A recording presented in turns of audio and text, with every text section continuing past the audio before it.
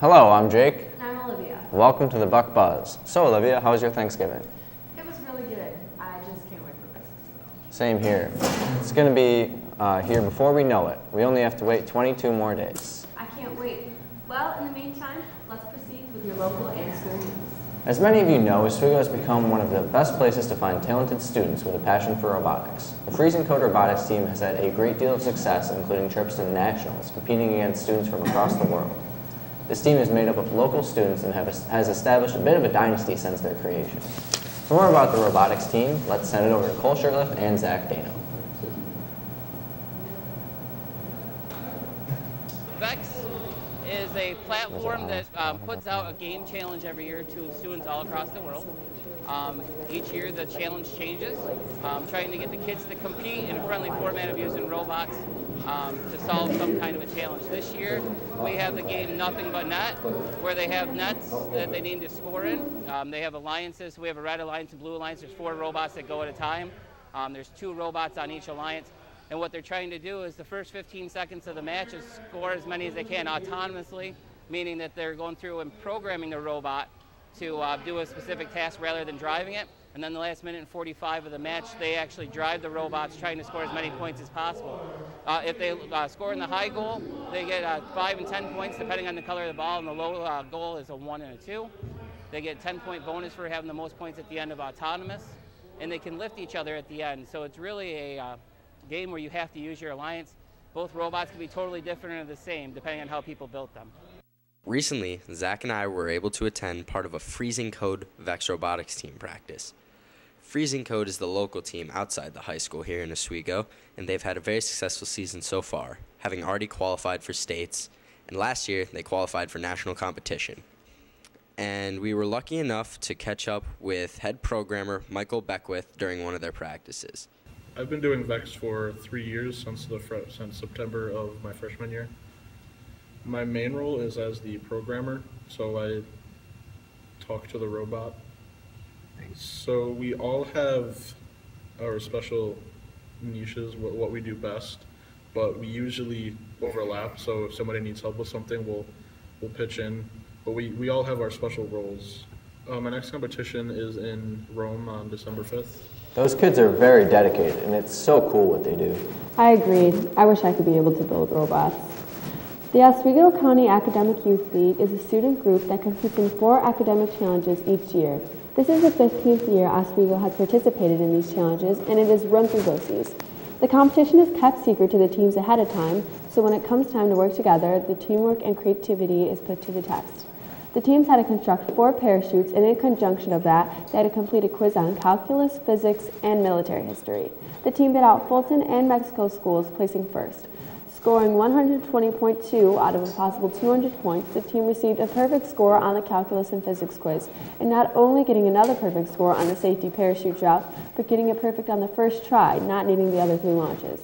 The following students competed together for OHS: Bryn Adner, Jenna Ballard, Michael Beckwith, Ayla Bush, Evan James, Roman Madeline Bryan, Jordan Runner, and Jake Gerber, who is here with us right now. What was it like being involved in this event? It was an awesome experience. I like the competitive nature of facing local teams and trying to prove which team was more innovative and skilled in academic challenges. I enjoyed bonding with my team as well. We didn't expect to win, so being able to come home victorious was icing on the cake to an awesome experience. Hopefully I can participate again. That's awesome. Congrats on the victory. Now we will hear about a very popular Thanksgiving tradition, the Macy's Thanksgiving Day Parade.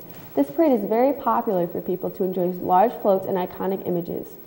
Whether watching on TV or in Nolee's case, actually going to the event in New York City, the parade is seen by more than 3.5 million people in New York and more than 15 million people on TV.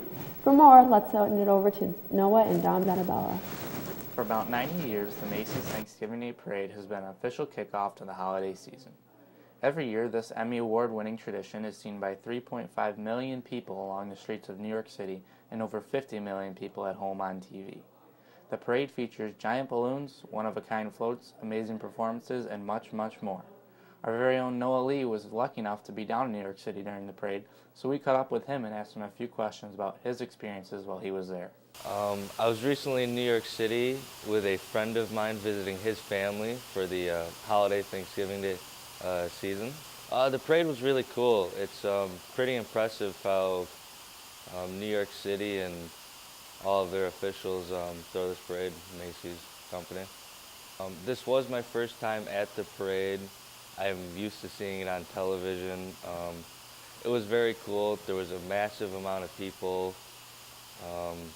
It was cool seeing it in person. My favorite part of the parade would have to be the Elf on the Shelf float. It was pretty cool. A lot of people seem to like that one. Yeah, it was pretty cool. I mean, on TV you get to see a lot more stuff than on the streets with a bunch of people, but it was very cool. I had a lot of fun. That's so cool that he was able to go there. I should check it out myself. Me too. Now we'll take it over to an interview with our new superintendent, Dr. Dean Guai, courtesy of Roman and Rachel Go. Dr. Guai is the former assistant superintendent and is very qualified to become a great superintendent and make some great changes to our school district. Let's send it over to them. Thanks, Jake. I'm Rachel Go. Today I'm here with our new Oswego City School District Superintendent, Dr. Guai. I have a couple questions to ask you today. What made you take the job as a superintendent of the school district? I think that it was just a great opportunity that came before me, and it's something that I kind of had prepared myself professionally and in my own education for a career, and so it was a unique time for me to kind of move up through the ranks in Oswego and become superintendent. The timing was right for me. Okay. What do you think prepared you for the job like this in this community? I think really what prepared me best for this position is that I am from the community. I'm an Oswego High School graduate, and I spent 10 of my 17 years of teaching in Oswego, and then another 13 years as an elementary principal before I became assistant superintendent a year and a half ago. So I think that kind of gives me a unique perspective in terms of where our district has been and the things that we need to continue to improve on to make our district better, particularly because we're moving into some pretty rough times financially, and really takes a community to make the types of changes that we're going to have to make to move the district forward. Okay. What was your job before you became the school district superintendent? I was assistant superintendent for curriculum and instruction for a year and a half, which is really the instructional leader of the district. And before that, I was an elementary principal and an elementary teacher. Okay. And also been teaching all of that time as well at the college level. All right. How has this job impacted the way you live now? I'm exhausted. and you guys got me up really early. It's really just a continuation of the work that I had already started as the assistant superintendent, except it's a much wider perspective now. I'm trying to see things through the lens of a much higher altitude, and not just focusing on curriculum and instruction, but focusing on every other category of management or leadership in our district, supervision of building leaders, but the biggest job right now is certainly budget. Okay. What are your short-term and long-term goals for the school district? Well, as I just mentioned, we're preparing to move into our budget cycle that's going to be significantly challenging for the district. We have reduced revenues in our community. We also have costs that continue to increase. And so the short-term goal is to start to create a budget collaboratively with the entire district that generates a budget that the community can support and also protects programs like this and the other instructional programs and extracurricular things that our schools have. In the long term, what that will do is provide some stability in our district as we learn and adjust to doing things in a different way, in a little bit leaner way than we're used to doing it in the past. Okay. What are your plans for the students in the district? I referenced in an interview a few weeks ago that as a principal, I tried to always make decisions about students in my school as if they were my own 3 sons. Mm-hmm. And I've had 3 students that have gone through the Oswego school district, and I tried to make every decision, as a principal around kids and instruction as if you were mine. Mm-hmm. And that perspective really won't change. We have to sustain great programs. We have to get back to being a blue ribbon school that we were. We have all of the component pieces to be a great district again. We just have to all get on the same track, focus on instruction, protect the programs that we have, and be a little more cost efficient. Okay. Is there anything that you're looking forward to in your new position this year and for further on? I'm hoping that it gives me an opportunity, although it hasn't proven to be true in the last few weeks, to be in buildings more. I like to be in the schools. I think it certainly has given me the catalyst for being in school events. I enjoyed watching the girls and boys volleyball. Kids move through the sectionals and into the states, and after my own kids came out of the Oswego High School, I didn't have a lot of opportunity to attend those events, but I'm going to spend my evenings doing those kinds of things again. Alrighty. Thank you for coming in today, and we look forward Thank to having you. you as our superintendent. Thanks. Even though I'll be leaving the school district after this year, hopefully Dr. Giwai does well. I hope so. The Eastside Fire Station will be featuring a 9/11 historical piece, a steel beam that was from the actual Twin Towers that fell on that historic and tragic day. Fire stations were crucial in the savings of lives and the attacks, and those brave men and women lost many lives that day. For more about the Eastside Fire Department and the steel beam, let's send it over to Greg and Taylor. September 11, 2001 is an unforgettable time. It caused travesty and struck fear in millions around the world. It left many relics that are placed around the country. Due to the John D. Murray Fighters Museum in Oswego, Oswego will become a city that possesses an artifact. A 56-inch tall, 1,500-pound exterior box beam that was a part of the World Trade Centers is now housed in our museum at the East Side Fire Station.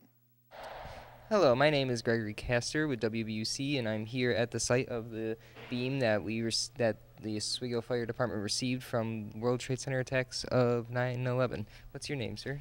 I'm the Assistant Chief, John Chago. Thank you. I have a few questions for you about the beam. Being that this is one of the last steel beams from the World Trade Center, how was it that Oswego would go on to receive it? Okay, our firefighter Brian Canzone is the curator for our John D. Murray Museum, and he did all of the legwork that spanned over a year's time frame, getting the beam arrangements for the beam to come from New York City up to here. He deserves all. I read online that this museum is planning to construct a small park to commemorate the victims of the 9/11 attacks. Do you happen to know where that's going to be constructed? I do. I believe the plan is to put it just west of the East Side Fire Station, in the area of the mural by the walking path, right in that area. Along with all the other war memorials in areas? Well, there's no other war memorials over there, but there is the large mural that occupies several hundred feet. Okay. Oops, let me do this the wrong way. About where in the towers do you know this was exactly located? The North Tower, the South Tower, and by extent, do you happen to know if it was like on the top, the bottom? Well, I asked that question myself, and I was told they can't differentiate between North and South Tower, but by the gauge of the metal that you can see, it was somewhere near the 60th floor is where it originated.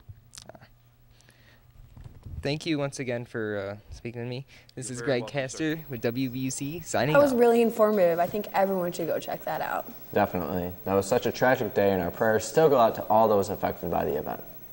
Now for our newest installment in the Buc Buzz, Billy Green and Austin Richardson have prepared another segment on This Week in Technology, highlighting the newest innovations in the market.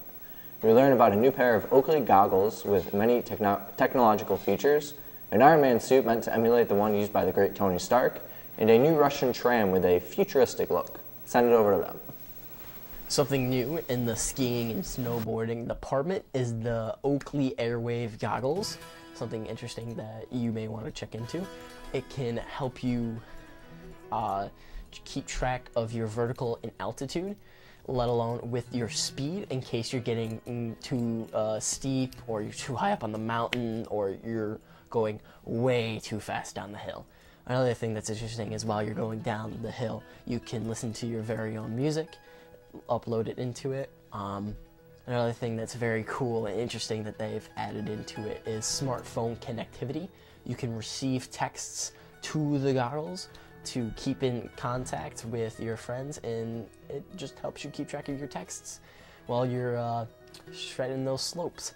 Another thing that's safe and cool to have is the buddy tracking. In case you and your friend, say, get separated, it's easy for you to find them or for you to meet up with each other. Another thing that's cool and helps you be accurate when you're talking about the time you had is your air time. It helps you calculate when you go off a ramp how much time you're in the air, which is very cool. Another thing that can keep you safe is the navigation. It can tell you where you are. And what can I say? The Oakley Airway goggles is just a cool.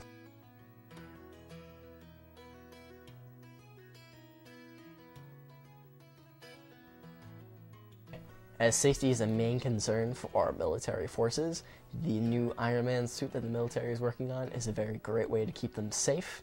It can solidify on command, making you impenetrable to bullets. It's very much like an Iron Man suit, as they say, but it cannot fly or shoot fireballs from your palm. I know, disappointing, but it's anything to keep our military safe. The reason for this newfound discovery was a raid gone wrong in Afghanistan. The soldier that had to break down the door unfortunately died, and the suit has been created to prevent further loss of life, and it is just a cool way to keep our military men safe. It still needs some work. It can't completely solidify on command. It takes about 30 seconds, but when you do solidify, they're very heavy. They've worked on about 4 prototypes, so it's still in the prototype stage, but anything new comes with struggles, and this is a really worthwhile struggle to keep our military men safe. Another thing that's new for just the public in general is the new tram in Russia that they built. They call it the Atom, and it is one of the most fanciest trams you'll ever see. It's definitely one that I would say could be used in Disney for a futuristic ride. It is a very luxury tram. The seats that you normally sit on there are plastic, are covered with comforters. The cockpit is like a Star Wars / Star Trek combination combined. So it's just a really cool tram, and once you get it around the world, it will be a very luxurious ride. That was so cool. I want to get a pair of those goggles. Me too. So now for some school news. At the 2015 Empire State Scholastic Press Association Conference at the prestigious Newhouse School at Syracuse University, Kiana Sankey earned first place at a photography competition the school held that day, in which she captured an image on campus. Sankey earned the award in competition between several other schools. Sankey is involved in the yearbook organization at the Oswego High School and clearly is very talented. Her advisor, Mr. Shaw, stated, "Kiana is one of my most talented photography and yearbook students. She puts her heart in her work, and the emotion and message in her pictures make them a unique reflection of herself. She's incredibly talented." Wow, that's a great honor. She must be very talented. Well, that's all for this edition of the Buc Buzz. Thanks for tuning in. Make sure you tune in next week for more of your local and school news. Have a terrific day, OHS.